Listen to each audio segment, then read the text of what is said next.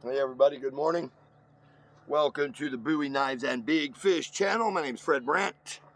You won't be seeing any big fish in today's video, even though I have this lake behind me, beautiful lake Casitas in the hills above where my hometown of Ventura. There is a bald eagle in this tree over here with the nest. There's a pair of bald eagles and they do have eggs. And you never know, one might fly by with a fish, and there's a bunch of ospreys up here too. So today's video is going to be on big Bowie knives, El Gigante Bowie knives. There's some really big knives on the market.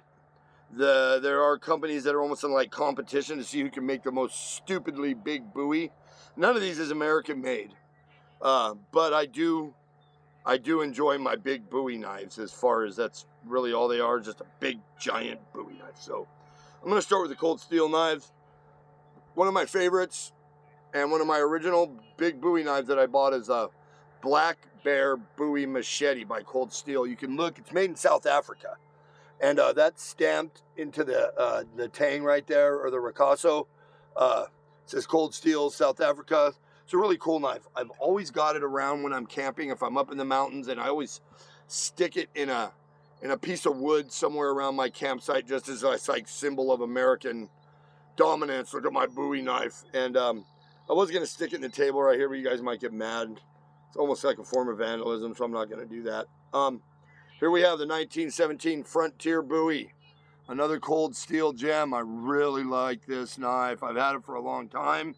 It's got classic lines, that classic Bowie S guard.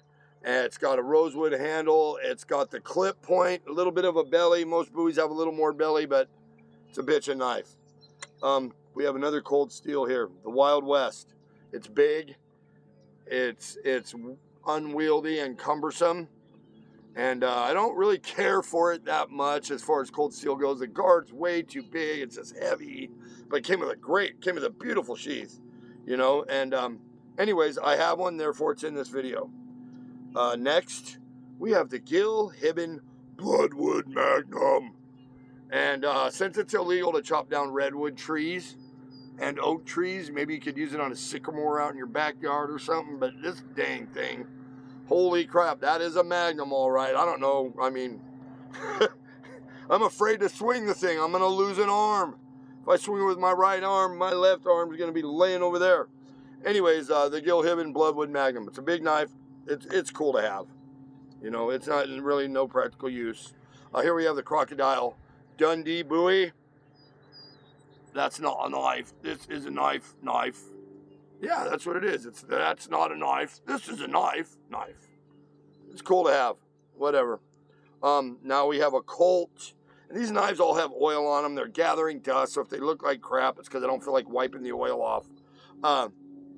This Colt has the Colt Serpentine trademark stamped into the blade. It's got good lines. It's got a good shape. It's got the segmented wood handle. It's got the clip point and a little bit of a belly. It's a beautiful knife for a foreign made, what most people would consider a junk knife. I don't know where it was made, but it doesn't have USA stamped in the tang, which every American knife is going to have USA stamped in it. So if you have a knife that says it's American made and it's not stamped in it, it's not American made, more than likely. It could be a lot of the custom makers, but you know a custom knife when you see it. Undertaker Bowie by Condor Tool and Knife from El Salvador. Another cool knife. I like it a lot. It's got a big belly on this one, a different shape. Big belly, clip point.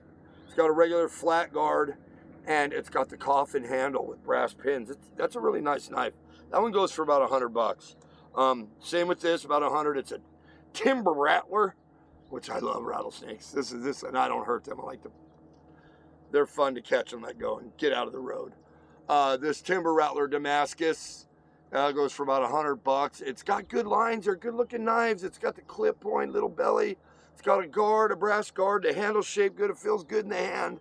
If I was to use this for something, it would just be around camp, you know, making kindling, chopping branches off firewood or whatever. Unless a giant Kodiak Island grizzly bear comes charging into my campsite with designs on me, and he's going to meet, I'll have a better knife than that timber rattler. Here we go, another timber rattler, Outlaw Bowie. Cool knife, big, heavy, unwieldy, cumbersome. It says timber rattler right there.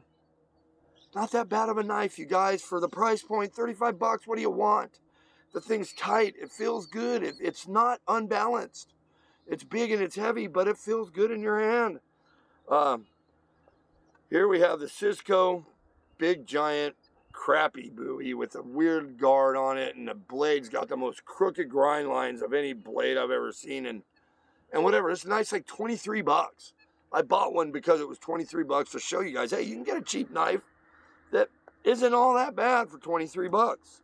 All right, here's the behemoth of them all. The Colt stag-handled Alamo commemorative giant Bowie with the Star of Texas in the end of the handle, because it is for an Alamo commemorative. You can see the etching. It's a cool knife. Got a brass guard on the back, which is supposedly to grab your enemy's blade and keep it from sliding down and hitting your hand. Anyways, these are all foreign-made knives. There's something weird about an Alamo commemorative knife, Bowie knife, with Pakistan stamped on it, but whatever. It's a day and age that we live in. If you're a budding collector of these knives, why not? Why not? It's a good start. They're fun to have. And so anyways, yeah, go get yourself a giant Bowie knife. Maybe go get in a fight with a eucalyptus tree and see who wins. Anyways, thanks for watching, you guys. Have a great day.